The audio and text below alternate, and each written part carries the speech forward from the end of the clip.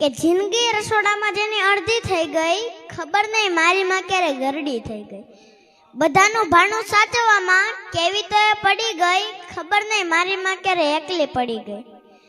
બાળકોને ઉછેરવામાં એવી તો એ પડી ગઈ, ખબર નહીં ક્યારે મારા માના ચહેરામાં કરચલી પડી ગઈ. વ્યવહારોને સાચવવામાં એવી તો વ્યસ્ત થઈ ગઈ, ખબર નહીં ક્યારે મારા વાની વાળની લટ્સ ક્યારે સફેદ થઈ ગઈ.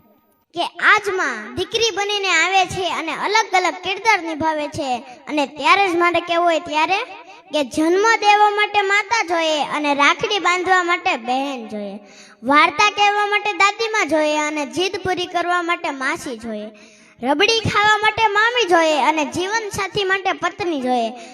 આ બધા સંબંધો માટે દોસ્ત એક દીકરી જીવતી હોવી જોઈએ. માટે જેના ઘરે દીકરી હોય તે વટતી કે જો મારા આંગણે લક્ષ્મી રૂપી દીકરીનો અવતાર છે, મારા આંગણે લક્ષ્મી રૂપી દીકરીનો અવતાર છે.